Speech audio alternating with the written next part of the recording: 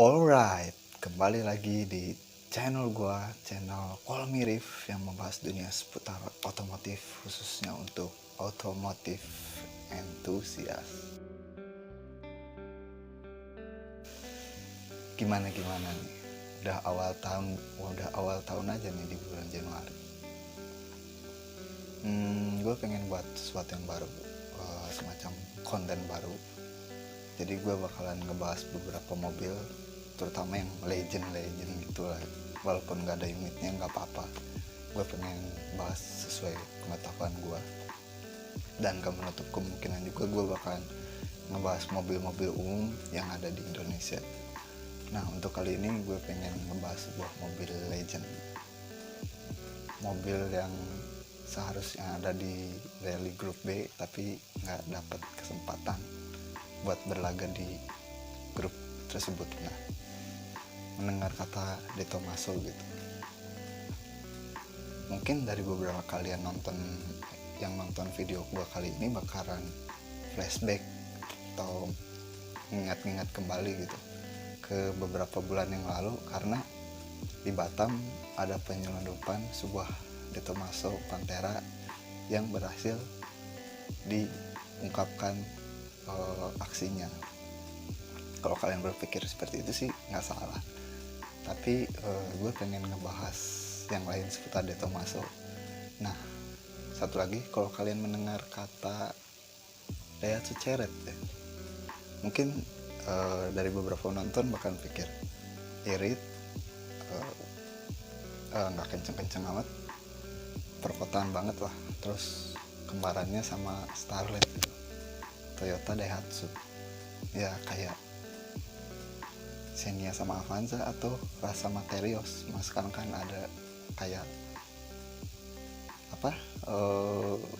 mobil baru Daihatsu TAF yang pengen dihidupin lagi, dan Toyota juga ngebuat versi Toyotanya sendiri. Nah, jadi pada tahun 1985 di Tokyo, acara ke-26 Tokyo Motor Show itu,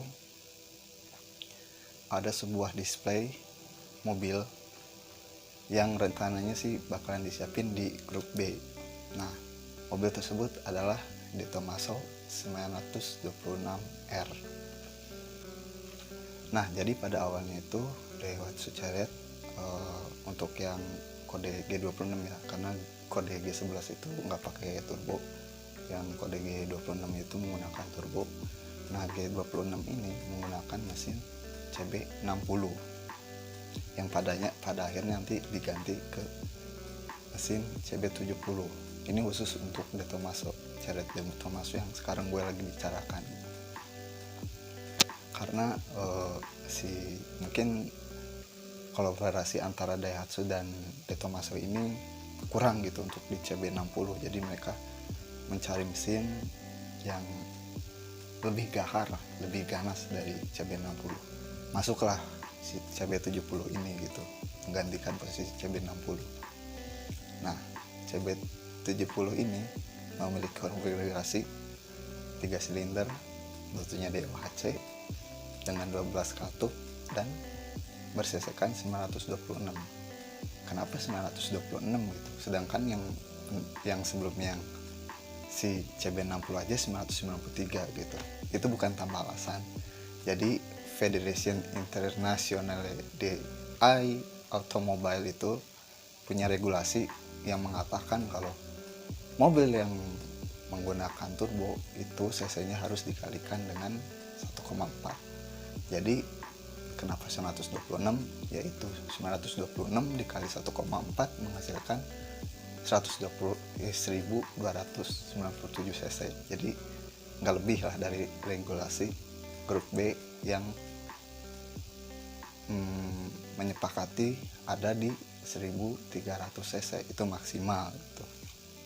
Tentunya dengan manual transmission 5 percepatan dengan output HP-nya itu sebesar 118 HP pada RPM 6500, terus torsinya juga 148 Nm pada 3500 RPM. Nah, berbeda dengan Chariot sebelumnya, jadi si De Tomaso ini merubah gitu konfigurasi mesinnya, yang awalnya di depan atau di kap mesin itu dia pindah ke belakang, atau kata lainnya tuh MR atau Mid Engine Rear Wheel Drive yang biasa ada di supercar tuh. Nah itu MR. Nah terus kalau kita pikir-pikir kan 118 itu bukan angka yang gede lah gitu untuk sebuah mobil gitu. Tapi tunggu dulu, bobotnya sendiri itu 800 kg. Dengan bobot yang seringan itu terus dibenamkan dengan HP yang segitu, itu bakalan jadi apa ya, sebuah monster lah gitu, sebuah monster kan. Apalagi dengan bunyi yang pas, terus handling kaki-kaki yang disesuaikan dengan mesinnya, itu bakal menjadi suatu ancaman gitu di kelasnya sendiri ya. Nah terus dengan suspensi double wishbone juga, tentunya slip limited differential atau LSD, bukan ini ya, bukan Last Garden ya, ini LSD beneran. Terus velgnya juga velg kampak nolo dengan ring 15. Kampak nolo ini kayaknya gue pernah denger itu biasanya di sepeda deh, tapi ini di sebuah mobil gitu. Gue nggak tahu ini sama pabrikannya atau beda gitu, tapi kayaknya sama sih kampak nolo yang gue maksudin gitu. Terus dengan dibalur ban Pirelli ukuran 205/50 R15 di bagian depan dan belakang, Pirelli juga 225/50 R15 untuk bagian belakang. Terus kita masuk ke interiornya sendiri, itu menggunakan momo steering wheel dan shift knob tentunya. Terus ya biasalah yang penting kayak AC, terus tip atau radio kayak gitu dilepas untuk mengurangi bobotnya juga kan. Yang nggak penting lah gitu, nggak mungkin kan lagi balapan dengar radio kayak gitu kan, nggak lah, karena mereka udah punya mix sendiri gitu. Nah terus